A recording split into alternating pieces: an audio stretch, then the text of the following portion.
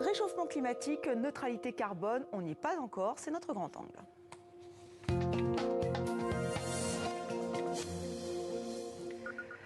« 2022 s'achève, une année marquée par de grands rendez-vous autour de l'environnement, une COP27 sur le climat en Égypte, une COP15 sur la biodiversité au Canada. Des accords ont été trouvés. Sommes-nous à un moment charnière? Bienvenue Jean-François Juliat. Merci.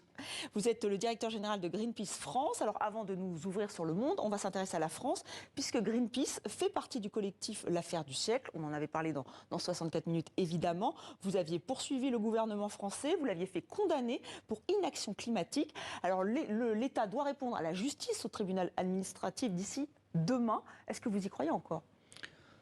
On va continuer d'y croire tant que l'échéance n'est pas complètement passée. Et puis on se dit que si l'État répond dans les tout premiers jours de janvier, ce sera déjà pas mal. Mais à l'heure actuelle, on a aucune réponse de l'État, aucune... selon les informations qu'on a, aucune communication n'a été faite de l'État au tribunal administratif.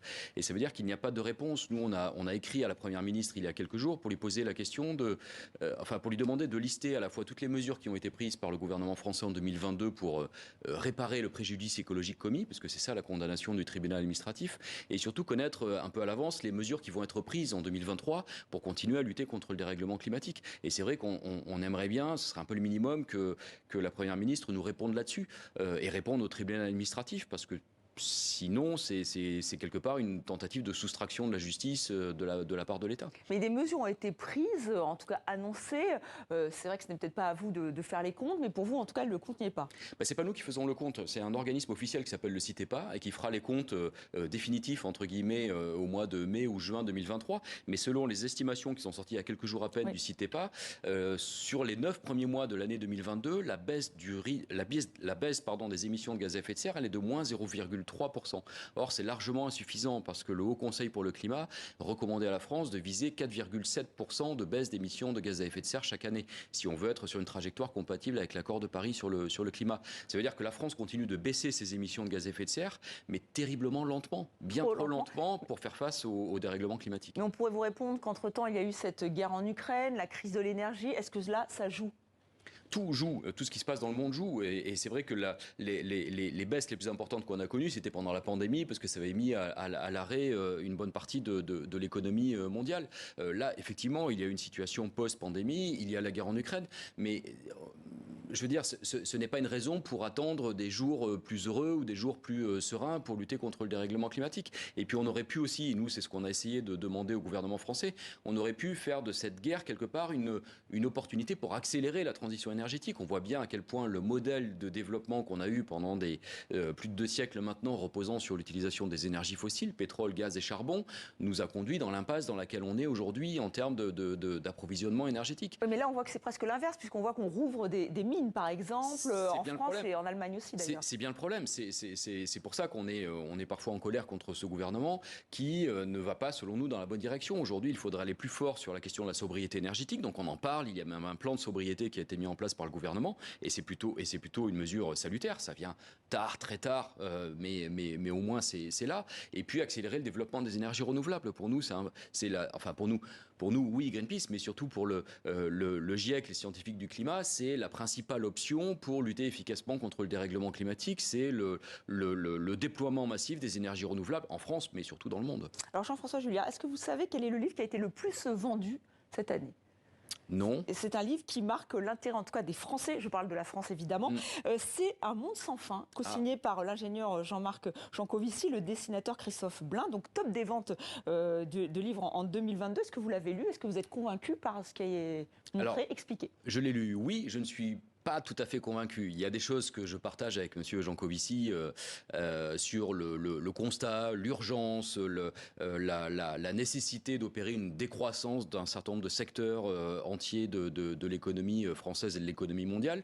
En revanche, pour ce qui est des solutions, il est très pro-nucléaire. Oui. Il soutient le développement des énergies nucléaires, ce qui n'est pas notre position à Greenpeace, parce qu'on estime aujourd'hui que un modèle reposant sur 100% d'énergie renouvelable, c'est à la fois faisable technologiquement et puis souhaitable souhaitable pour tout un tas de bénéfices associés. Mais n'est-ce pas trop long? On voit que installer par exemple des parcs éoliens, ça prend beaucoup de temps. Est-ce qu'on a le temps de mettre en place les énergies renouvelables? Mais il y a une loi d'accélération du développement des renouvelables qui est en cours de vote et d'adoption au Parlement.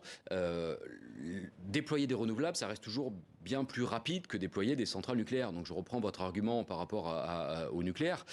Aujourd'hui, on voit qu'Emmanuel Macron veut un peu de tout. Il veut des renouvelables, il veut des centrales nucléaires.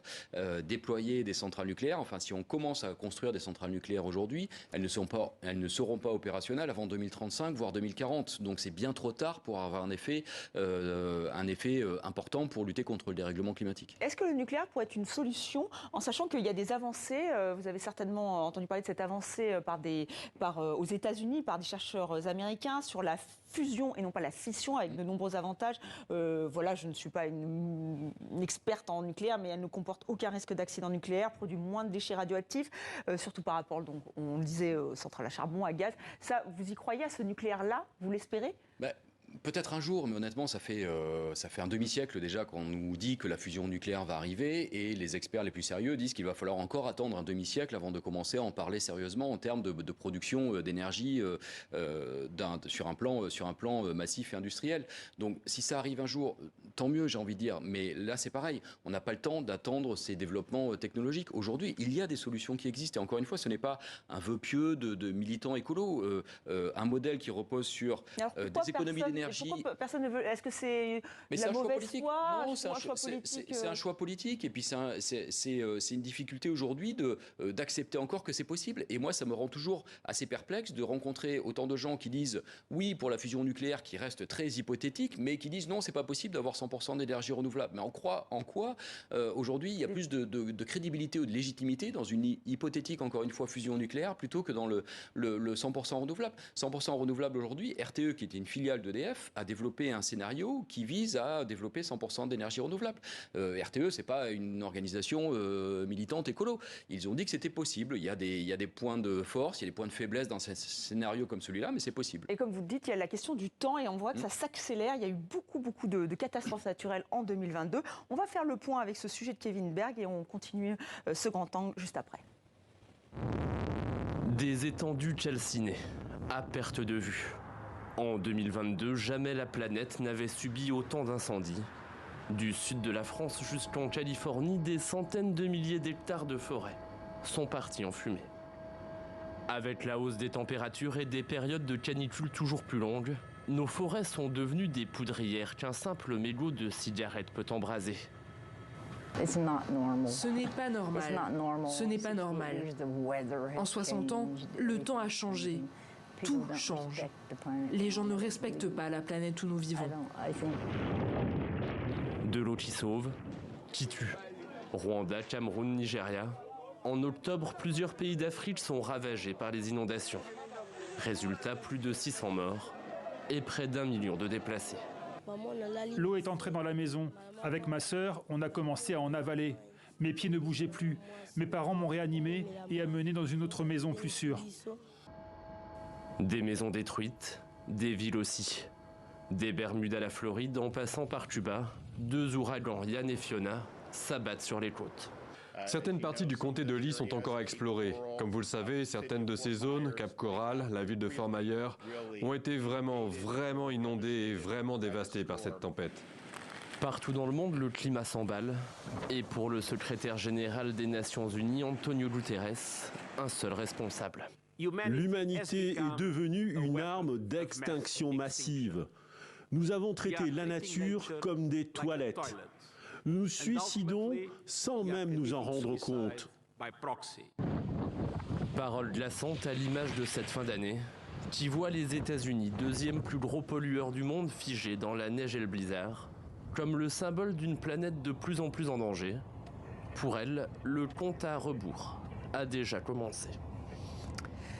Jean-François Juillard, est-ce qu'on a un moment charnière? On voit qu'il y a des accords qui ont été signés à la COP27, à la COP15. Est-ce qu'on peut croire en leur efficacité? J'espère. Il faut de toute façon se raccrocher à ce qui a été fait cette année. C'est vrai qu'il y a eu des accords intéressants à la COP sur le climat et à la COP sur la biodiversité. Maintenant, ce qui est déterminant, c'est est-ce que ces accords vont être réellement appliqués? On a eu un accord de Paris, je rappelle, sur le climat, qui date de 2015 déjà, qui n'est toujours pas appliqué aujourd'hui, plus de 7 ans après. Donc la difficulté, c'est comment est-ce on passe d'un accord comme ça global, qui est déjà une vraie première étape, ça veut dire qu'il faut que tous les États de la planète se mettent d'accord sur le contenu d'un texte, mais ensuite comment est-ce qu'on le met en œuvre, comment est-ce qu'on l'opérationnalise, comment est-ce qu'on le rend concret, parce que c'est là que les transformations nécessaires vont avoir lieu. À la COP de Montréal, les États ont pris l'engagement de protéger 30% de la planète. Oui. C'est bien si ça se fait vraiment. Mais le problème, c'est qu'on voit bien que dans ce qu'ils appellent des régions protégées, on pourra toujours continuer à mener des activités extractives, à mener des activités industrielles, donc des choses qui, pour nous, ne sont pas de l'ordre de la protection des écosystèmes. Donc il va falloir être vigilant. Et c'est là que vous intervenez en tant qu'ONG, ou est-ce que c'est, encore une fois, est-ce que c'est le grand public qui doit aussi faire pression? Tout le monde doit faire pression. Nous, on fait pression auprès des États. Nous, on est vigilants sur justement ces mécanismes de protection pour s'assurer que c'est de la véritable protection et que les systèmes permettant la vie sur Terre sont réellement protégés, la forêt, les océans, et les sols, l'air, le climat, etc. Mais il y a besoin, on sait bien que les responsables politiques sont sensibles à l'opinion publique. Donc si une opinion publique est forte sur ces sujets-là et interpelle en permanence les décideurs politiques, ça va bien plus vite. Donc on a besoin absolument d'une opinion publique mobilisée, engagée, déterminée et qui continue de mettre la pression sur les États. Oui. Et très brièvement, mais il y a toujours cette fin du monde, fin du mois. Est-ce que vous n'avez pas peur que ça pèse? Bien sûr que ça pèse parce que ça rend les choses compliquées. Ça rend les choses compliquées, mais on peut, et là c'est pareil, il y a beaucoup de travaux qui ont été menés pour dire qu'on peut mener une transition écologique socialement juste, à condition de l'anticiper, à condition de prendre les choses devant. La transition écologique, la transition environnementale, ce n'est pas synonyme de perte d'emploi ou de casse sociale. On peut travailler sur les deux plans en même temps, et c'est ce qu'on essaie de faire, nous, en travaillant avec des syndicats, en travaillant avec des organisations qui œuvrent sur la précarité énergétique, des choses comme ça. Il faut créer des passerelles entre ces luttes environnementales et ces luttes sociales, parce qu'elles ne sont finalement que les deux facettes d'une même lutte plus globale. Merci Jean-François Juillard d'avoir participé à 64 minutes.